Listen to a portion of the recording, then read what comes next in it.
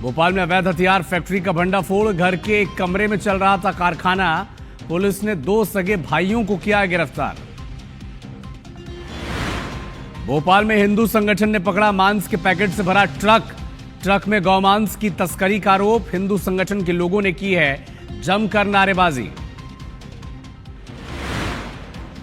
जबलपुर में सीबीआई की बड़ी कार्रवाई। जीएसटी सुपरिटेंडेंट और इंस्पेक्टर 4 लाख की रिश्वत लेते गिरफ्तार। इधर सूरजपुर में सहकारिता निरीक्षक 40,000 रिश्वत लेते ट्रैप। एमपी में ठंड के साथ कोहरे का कहर। आज कई जिलों में घने कोहरे का अलर्ट जारी। तापमान 5 डिग्री से भी कम दर्ज।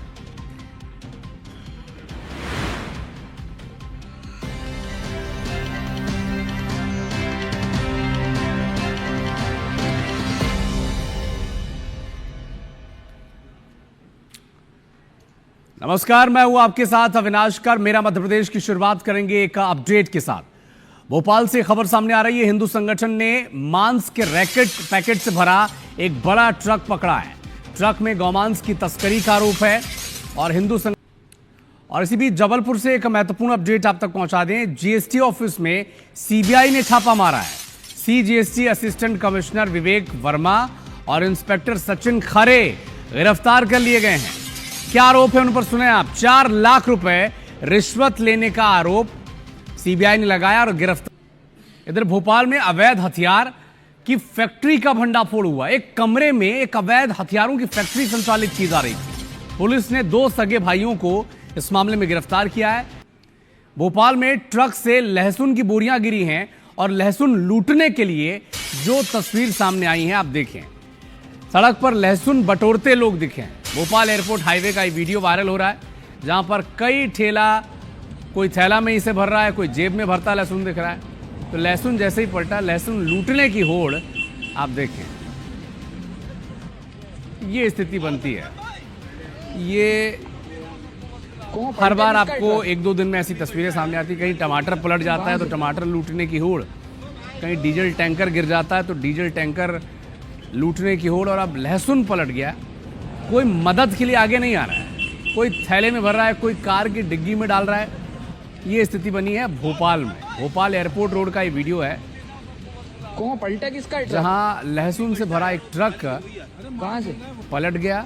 लहसुन की बोरियां उससे गिर गई और लहसुन लूटने के लिए जो होड़ मची है, ये देखते रहें आप। ये देखिए, कोई गाड़ी रोक कर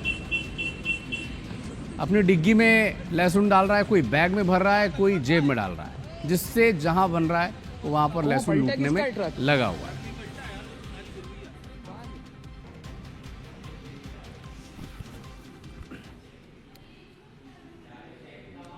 मुरैना में अवैध शराब पर पुलिस ने कार्रवाई की है। 14,520 लीटर अवैध शराब जब्त की गई है। 67 ड्रम और 28 कैन अवैध शराब जब्त की गई है। आरोपी मौके से फरार हो गए। तलाश उनकी जारी है। रिठौरा थाना के टिकरी गांव के पास का यह मामला है। अवैध शराब पर पुलिस ने एक बार फिर से कार्रवाई की है। 14,520 लीटर अवैध शराब जब्त की गई है।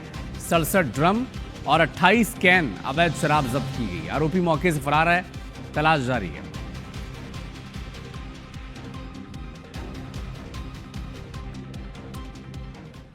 जबलपुर के अंजुमन इस्लामिया स्कूल में बच्चों से किस तरह से बेरहमी की जा रही है, इसका उदाहरण आपको बताते हैं। ठंड में बिना स्वेटर बालकनी में सजा दी गई है एक स्टूडेंट को। जिला शिक्षा अधिकारी ने स्कूल प्रबंधन को इस मामले में नोटिस दिया है। ये देखिए, ये बालकनी की तस्वीरें हैं। सजा दी जा रही है। स्वेटर उतरवा दिया गया है। हाथ उठाकर ये कड़ाके की ठंड में खड़े हैं। मामला सामने आया तो जिला शिक्षा अधिकारी ने स्कूल प्रबंधन को नोटिस दिया है। शो कॉज नोटिस जारी कर 3 दिनों में जवाब मांगा गया है। अंजुमन इस्लामिया स्कूल जबलपुर की ये तस्वीरें हैं, जहां पर बच्चों से किस तरह से बेरहमी की गई, इसकी आप तस्वीर देखिए। कड़ाके की ठंड में स्वेटर निकलवा दिया गया इनसे और बालकनी में खड़ा कर दिया गया।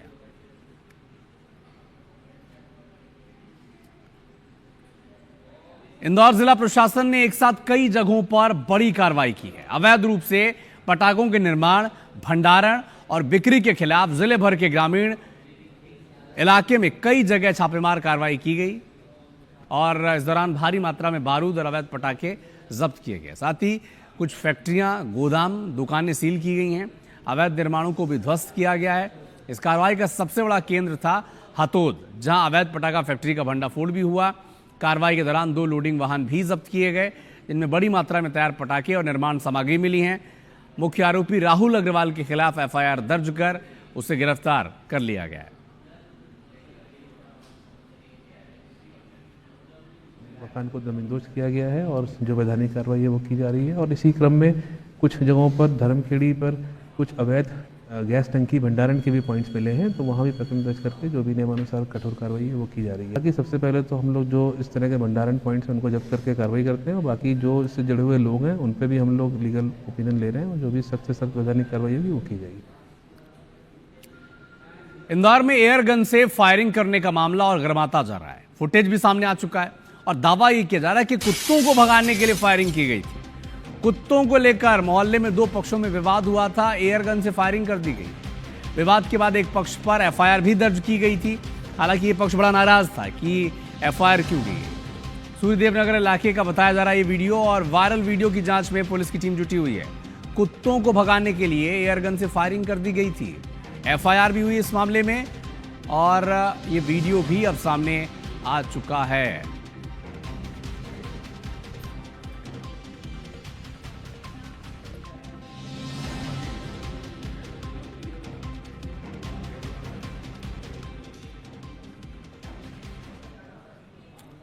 खरगोन के जामली गांव में आबकारी विभाग की टीम ने दबिश दी। आबकारी टीम को देखकर जो भाग रहे थे युवक, वो हादसे का शिकार हो गए।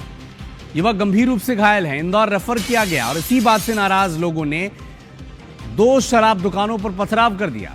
ब्रिस्टान और खंडवा रोड की शराब दुकान पर स्थानीय लोगों ने पथराव किया है। भारी पुलिस बल तैनात है। लोगों की समझाइश वहां पर दी जा रही है। कोतवाली थाना क्षेत्र का यह मामला है।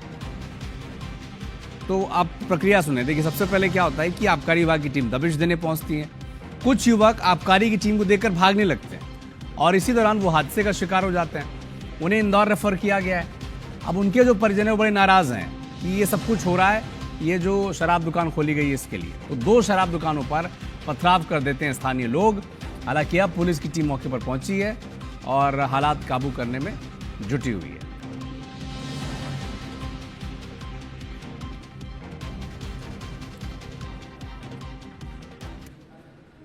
खबर शहडोल से है, जहां बिरसा मुंडा मेडिकल कॉलेज का एक वीडियो सोशल मीडिया पर खूब वायरल हो रहा है। इस वीडियो में क्या है, एक गायनिक विभाग के डॉक्टर और मरीज के बीच बातचीत का ये वीडियो है। परिजनों का आरोप यह है कि डॉक्टर नशे की हालत में था और दर्द का इंजेक्शन लगाने पर अभद्रता की। बुढ़ार थाना क्षेत्र के चंगेरा गांव की एक महिला उप सरपंच को सोमवार रात करीब 10 बजे डिलीवरी के लिए बिरसा मुंडा मेडिकल कॉलेज पहुंचाया गया शहडोल में। ऑपरेशन के दौरान नवजात बच्ची मृत अवस्था में पैदा हुई।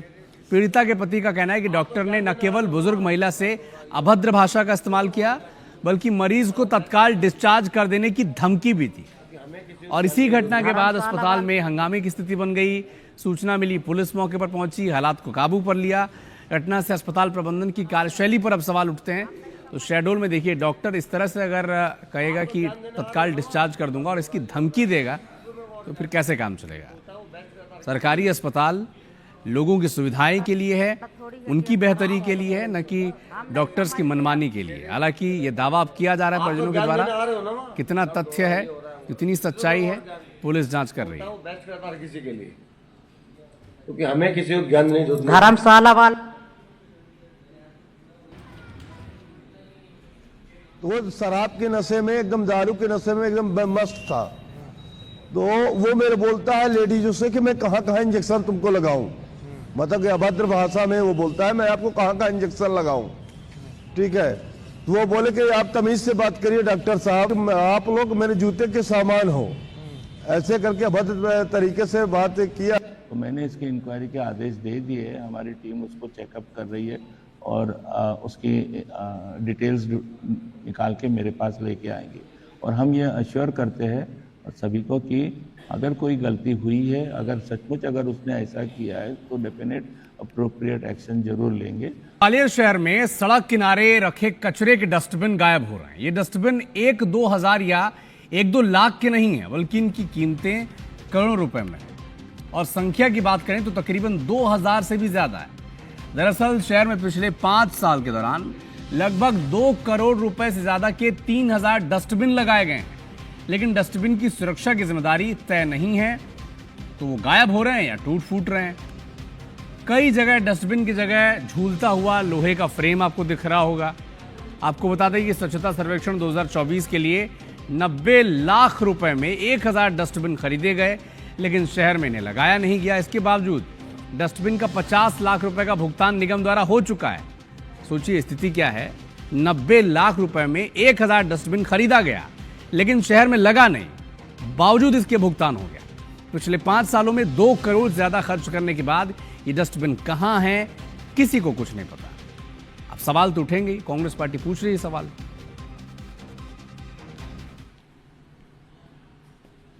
डस्टबिन की स्थितियां ये है कि आप कहीं भी चले जाइए, डस्टबिन दूर दूर तक नहीं मिलेंगी आपको।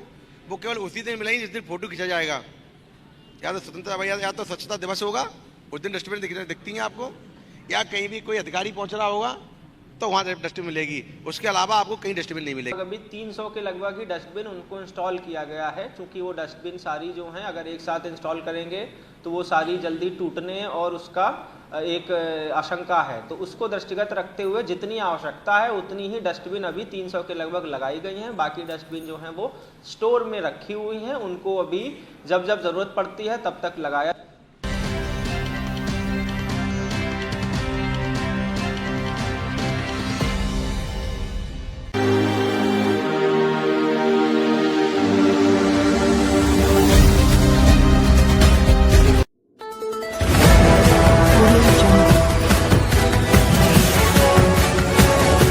MP लाइव टीवी आपको रखे अपडेट, सच जो हम आपको बताएंगे। ऐसी ही तमाम खबरों से अपडेट रहने के लिए MP live TV news channel को सब्सक्राइब करना ना भूले।